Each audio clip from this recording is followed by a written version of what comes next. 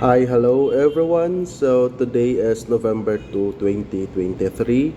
So I just want to inform sa ako ang mga Facebook friends, especially sa mga followers here, nga na ay personal phone number nako.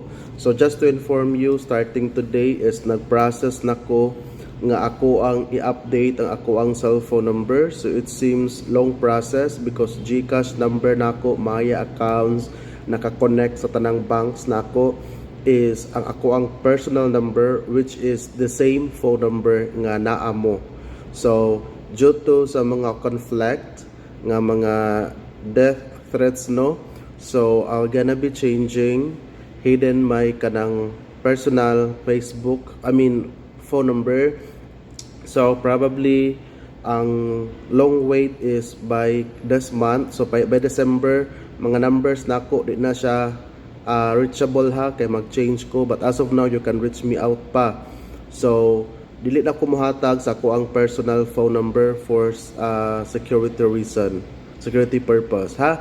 So but as of now makontak pa ko ka Max, but once ma-approve na tanan ang process sa pag-transfer, pag-update sa ako ang phone number sa banks, mga tanang information ako like sa GCash or any mga government transaction is usa na nako di na magamit akong account kay mag-update ko sa new phone number. So that's it. Thank you guys and good afternoon. Ride safe always. Bye for now. Hi, hello guys. Good morning. So today is tuturuan ko po kayo guys kung paano po tayo maka-receive ng mismong message sa Messenger, no? Iba din yung naka-follow kayo sa aking Facebook page or sa Maxim page. Ang sa akin dito is gumawa ako ng Facebook Messenger na broadcast kasi pag magbibigay po ako ng update, hindi po siya mapopost sa timeline or sa wall ko. Kung hindi, makatanggap po kayo ng mismong message sa Messenger galing sa akin mismo. So tuturuan ko kayo. Ito po guys. Ang gagawin nyo lang po is i-visit ninyo yung mismong Facebook page ko. Like ganito, Chris Loloy PH. And guys, pagkatapos nyan, scroll up lang po tayo. May makikita po tayong Chris Loloy Update. So that is the channel that I created. So click lang po yan natin guys.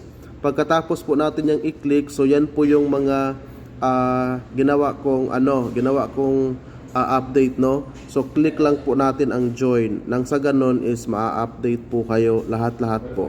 Okay? So, ang kagandahan dito guys is hindi po kayo makapag-send ng message. Ako lang po talaga.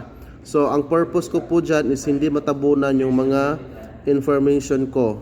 No? So, yan po. Lahat po guys, makatanggap po kayo ng mismong message galing sa akin. So, as of now, there are 1.4k members out of 50k followers. No?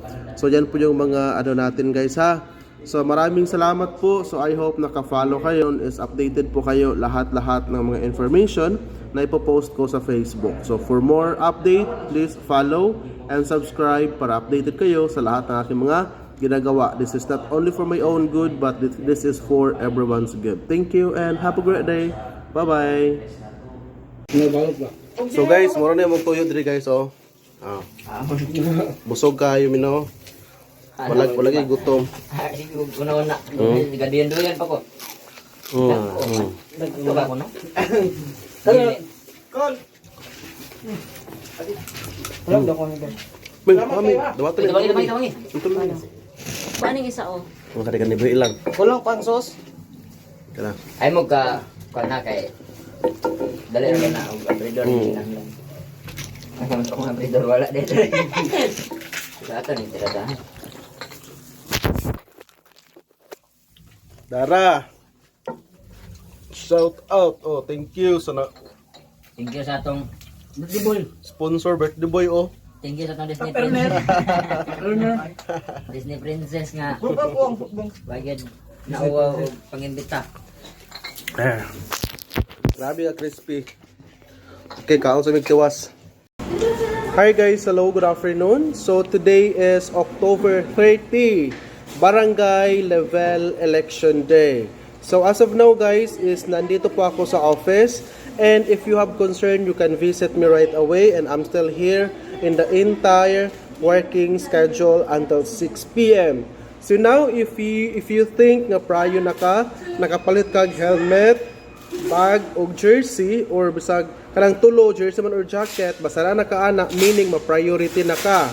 So now I want you to open your taxi driver application, click menu, click services, click Maxim Philippines. Unya lantawa dira pag click nimo sa Maxim Philippines kung connected ba ang nakabutang or priority increase. Take note, connected meaning dili pa ka priority, pag priority increase prayo na ka. So, kung di ka prayo nya, dapat prayo na ka, anhi sa office or comment down below so I can help you out. This is Chris Loloy PH. Goodbye and please share ka Max. Bye-bye.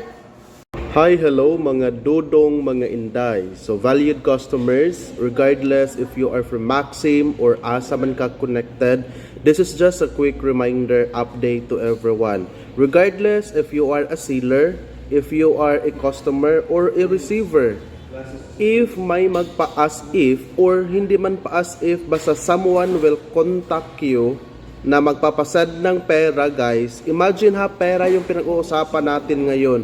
You need to validate. Kasi originally, may original conversation kayo through messenger. Someone will reach out sa inyo, magpa-pretend na driver or seller. Tapos ikaw, agad ka namang mag-send ng pira. You need to validate, no? You need to validate and check or to confirm sa original na transaction mo. Please, no. Huwag kang agad-agad mag-send ng pera. Kasi pera nga yan pinag-usapan natin pera.